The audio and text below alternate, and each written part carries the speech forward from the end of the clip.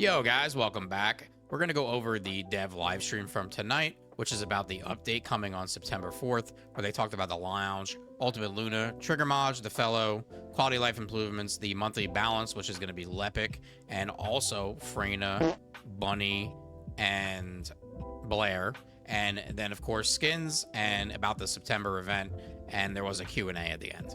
So first thing covered was the lounge, and yes, we get to enter that goon elevator, take ourselves up to our lounge. Overall, I'd say it's a lot bigger than I thought it was going to be, and a lot more features than I thought. There's a little vendor as well that they're going to show that we'll be able to acquire collectibles from with the currency that you could pretty much from doing anything in the game. We'll go over that when we get to it.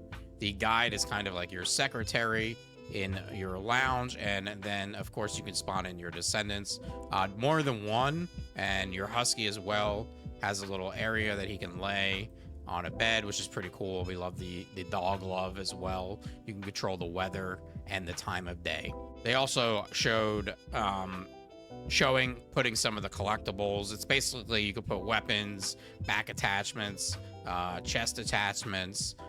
There is some other stuff like a diorama area where you could put like mini figurines that you'll be able to acquire with the currency from the new vendor that is in the lounge. Then of course we got to the best part, and it's going to be the bedroom, the Gooner room.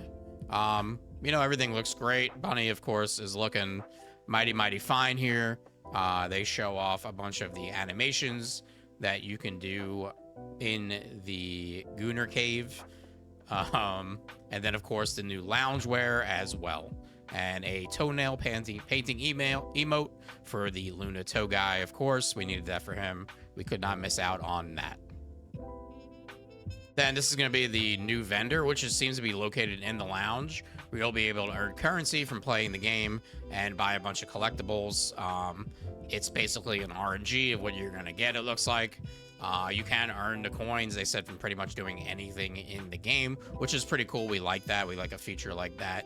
Just being able to run anything and earn stuff like this is really good. Just added loot incentive. Then we got the Luna video, which is going to be, of course, a YouTube short. Probably going to be posted to their Twitter as well. Very well done. Reminds you of the Freyna, the initial Ultimate Freyna video that they put out. I think it's very good when they do these. They get a lot of publicity, a lot of eyes on the game. So this was very well done, and Luna is just looking absolutely spectacular here. So next they went over Ultimate Luna and her two Transcendent mods. One is basically going to be a gun buffing build. The other is going to be turning her into what I say is a turret. Basically your skill damage build. Looks really cool, really fun. So the mod for that is going to be Battlefield Concert. Modifies unique weapon to inflict debuffs on enemies. When using an enhanced skill, deals damage to the enemy and temporarily stops note usage. Then her passive is going to be Live Performance, and it seems to be that the same passive is going to be on both Transcendent mods. They showed it for this mod but not for the other one. But from what I could put together when looking through everything, I'm assuming that both are the same. They both have the same symbol as well. It's just about gaining her inspiration gauge with successful hits and successful skill use. So her first ability is going to be her mounting the unique weapon. She basically turns into the unique weapon. I'll show the gameplay of that once we go through all the skills. So the second skill is going to be Passionate Stage, which is going to be the skill power modifier increase, and then a debuff to the enemy of movement speed. And with Fever Time, which is going to be her enhanced skill for this, which is going to give her another skill power increase as well. Then for her third ability, it's going to be Intense Stage, which is going to pretty much turn it into an AoE damaging skill when she fires. This is also going to do a defense strip and then a received damage increase as well on the enemy. And once again, Fever Time is applied to this when it is enhanced state. And then her fourth ability is going to be like an auto targeting, I guess, where she can target multiple enemies at the same time. It says up to 3, but she does receive a skill power modifier decrease. And then she seems to do a debuff on the enemies of an attack decrease with 2 separate instances of that. So after that, they did show the skill build in action, and it looks really cool. This is just the basic firing of her unique weapon. Love all the colors. Love that she's on her I don't know what to call it the whole time. Something I've been asking for a while, and then they show off some of the skill buffs that she gets from using her music, her notes, and just overall, this build looks really awesome. I cannot wait to play this and make a build for this as well. Now we'll go over her gun buffing build, which is going to remove her unique weapon and modifies the effect to grant a firearm buff to self, and she also does buff allies with this as well. So her first skill is going to be Aggressive Inspiration. This is going to give a firearm attack increase. It does stack multiple times, but then it does have a diminishing return as you stack. And as you can see, it has the ally enhancement, final apply times 60%. And then Explosive Inspiration is kind of something similar to what Serena has, it looks like, where it's going to do an additional AoE damage range on firearm attack. But instead of like Serena with HP, seems like it's going to scale to max shield instead. So it looks like we'll be building our Firearm Luna with a shield build. Her second ability, very similar, but instead this is going to give firearm critical hit rate, firearm critical hit damage. Once again, has a diminishing return per stacks, ally enhancement, and then the same Explosive Inspiration ability on that as well. Then her third ability, Sharp Inspiration, is going to be the weak point damage increase. Once again, diminishing return, ally enhancement, and Explosive Inspiration on that. And then her fourth ability, which is going to be Remix, is going to be a way for her to get ammo back. The only thing I'm not seeing here is she doesn't have any way to like auto reload. And when you look at somebody like Serena, who is of course the best, and probably the next closest to Serena is going to be Glay, both of them don't need the reload, and that is so important for doing damage. A reload is just a time that you're not shooting, so this is very important when you put it in any kind of damage equation with a Descendant using a gun. I'll show the skins here. This is going to be the Ultimate Luna base skin and then her Premium Ultimate skin. Both very nice, very well done on their part. Then they did go over the 3 trigger mods, which we'll be getting. So 3 in total. It's going to be Blazing Zone. For the first one, using a toe type skill spawns a blazing zone at the triggered location that deals continuous damage. This is going to be usable with Lepic and Nell and their toe abilities. Then we're going to have Tactical Acceleration. Using a supply type skill grants tactical acceleration to self and allies within range. While tactical acceleration is active, weapons instantly reload with available rounds and movement speed increase while firing. However, weapons do not reload if no rounds are available. Tactical acceleration cannot be triggered again for a certain duration. So it's going to have a 8.5 second duration with a 20-second cooldown. Probably not so good, and I didn't even notice that when we first looked at it. Also, just it could be something good for Enzo to use. Past that, like, not many people are going to be running around with a pocket Enzo. So in a way, this could be like a buff to Enzo in general for using a firearm. But past that, I do not see much usability when it comes to this.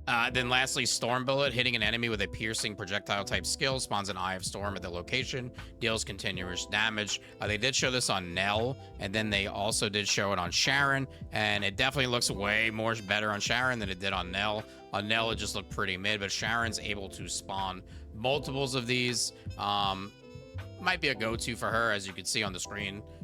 Good amount of damage. When they showed it on Nell, though, it just looked awful. Then we got to look at the new ultimate modules we'll be getting. Critical Point Breakthrough. For every 2 buffs on self, grants critical point. Critical point defense minus 3%, but movement speed plus 3%, and skill power modifier plus 6%, up to 5 stacks. Effect ends when there are less than 2 debuffs. Less than 2 buffs, sorry.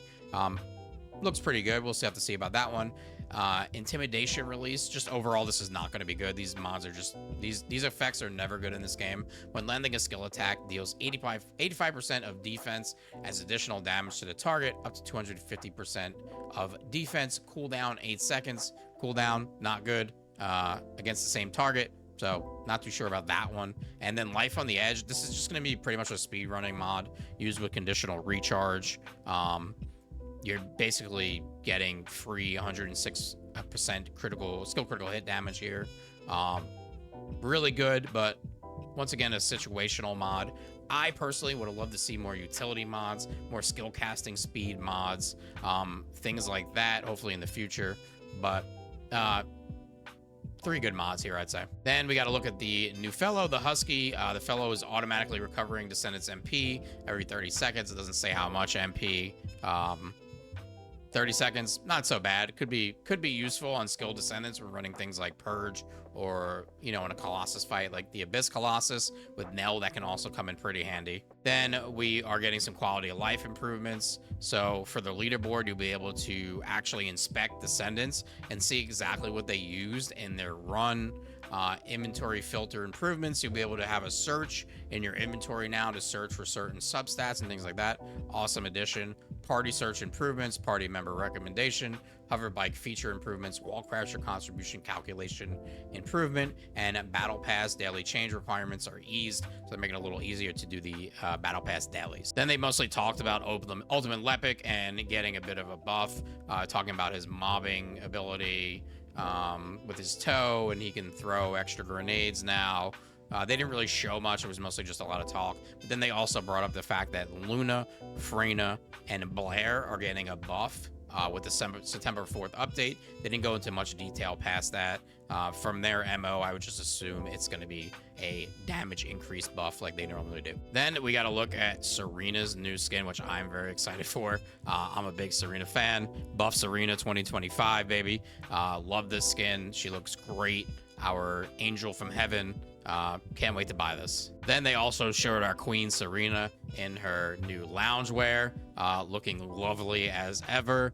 Our lovely angel. And then they unveiled this doozy of a skin, the bathrobe. And oh my goodness, would you look at that? The cards are going to be swiping, get your MasterCards or Visas out. That's how you're going to acquire this skin from this mission, my friends. Now, they did show 3 events that we're getting, but I think the most important thing here that I want to show is that with the Sing Along with Luna event, the Acquire Descendant Ultimate Luna. So once you acquire Ultimate Luna, you are going to get a Photon Imprinter. So get your Luna out, get your Catalyst in her for her 10 slots to get her trigger mod, get your RK tuning done. This way it's ready. Throw your Photon Imprinter in her, and boom, you got Luna, and you don't even have to play the game. Then lastly, I'm just gonna go over this because I think it's important that everybody that plays the game actually participates in this. So on September 2nd, from September 15th, you'll be able to vote in the skin contest. So make sure you're paying attention for that.